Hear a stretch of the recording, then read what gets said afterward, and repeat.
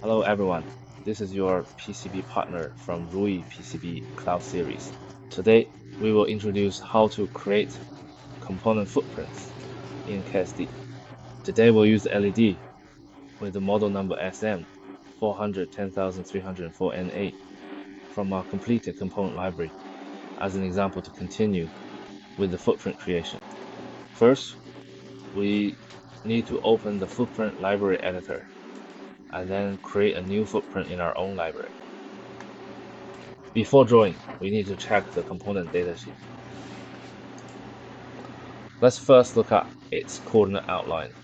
The outline dimensions are 7.6 by 12.7, so we'll start by drawing this outline. Place a rectangle. I prefer to start placing it from the origin so that all our coordinates are easy to calculate. After drawing, press E to manually edit it. 7.6, 12.7, then click OK. This is the size of its outline. Next, we need to place the pin pads. At this point, we need to refer to its datasheet again, especially the pad dimensions in the datasheet. So, let's first review the order in which we place the pads. This is the schematic we drew earlier. The order of our pads is, on the left side, from top to bottom, 1, 2, 3, 4, 5. On the right side, from bottom to top, 6, 7, 8, 9, 10. Now let's take a look at their coordinates. In this diagram, the exact coordinates of each pad are not explicitly given. So we need to know that from this position, P1, it already labels 1, 2, 3, 4, 5 on this side, and 6, 7, 8, 9, 10 on the other side. Therefore, we need to calculate the coordinates of the E corner. How do we calculate the coordinates of the E corner? Here, we can see that the spacing between the 5 pins is given as 2.54. And since there are 4 intervals between 5 pins, multiplying 2.54 by 4 gives us 10.16. So our calculation method is to take the total height of 12.7 and subtract the height occupied by all the pins, which is 10.16.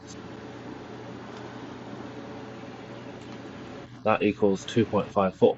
The 2.54 represents the combined height of these two edges. So we need to divide it by 2 to get the height of a single edge. Dividing by 2 gives us 1.27 for this height. However, as we've already seen, our origin is at this position, so the y-axis coordinate should be calculated by subtracting 1.27 from 12.7, which gives a y-axis coordinate of 11.43. Now let's calculate the x-axis coordinate. We can see that the total width along the x-axis is 7.6 and the pin spacing is 5.08. So we subtract 5.08 from 7.6 to get 2.52. Using the same principle, since both sides take up half, we divide 2.52 by 2. 2.52 divided by 2 equals 1.26. Now we have the coordinates for point E.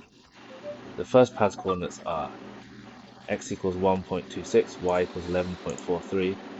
Now we can place this pad, click to place the pad. When placing the pad, we need to set its properties, so press E. First, since it's a through-hole component, we need to set it to multi-layer. The number is 1, that's fine.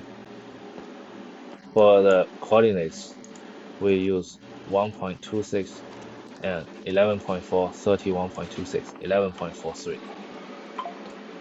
Then, for the overall shape, we'll simply use a basic circle for now.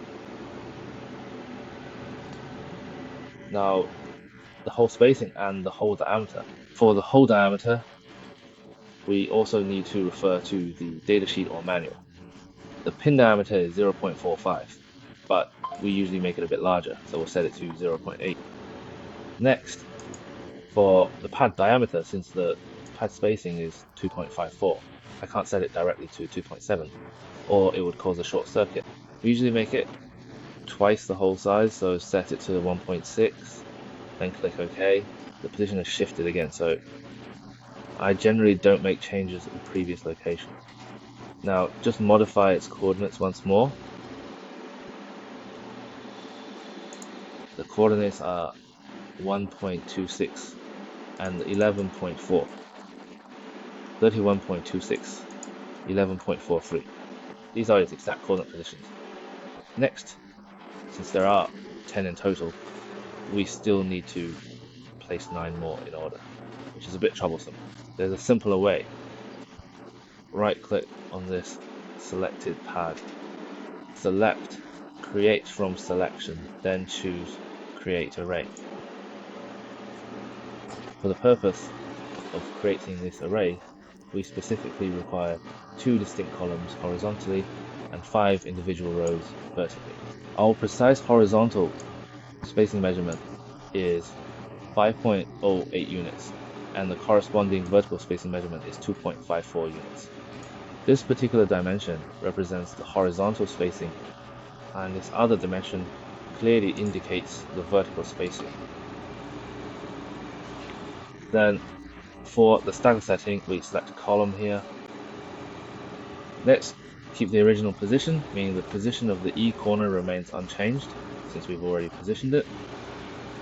Next, set the numbering direction to vertical first, because our sequence is 1, 2, 3, 4, 5, 6, 7, 8, 9, 10, so it's vertical. Then, set the starting value to 1. For the numbering scheme, we use numbers 1, 2, 3, 4, and so on. The numbering starts at 1, and each increment is 1. Click OK. At this point, we can see that 1, 2, 3, 4, 5, 6, 7, 8, 9, 10 are arranged in the same order as in the schematic. Now, let's verify if everything is correct. We'll use the measurement tool to check. The x-axis spacing is 5.08, no issues there. The y-axis spacing is 2.54, also no issues. This means that the drawing is indeed correct and accurate in all its details. Following this, our usual procedure involves making a modification to the physical shape of the E-pin, specifically for the component designated as L1. Change the shape to a square, so it's easier to identify the E-pin during soldering and avoid reversing the component. Then we'll modify the component properties. For the designator, we will use an LED, so let's proceed to change it to LED. Then for the specific value, we will change it to the component's precise model number, and for the package name, we will also utilize the component's exact model number. Please click OK to confirm these changes. Next, let's adjust the positions of the designator and component name, so we won't need to reposition them when drawing the PCB.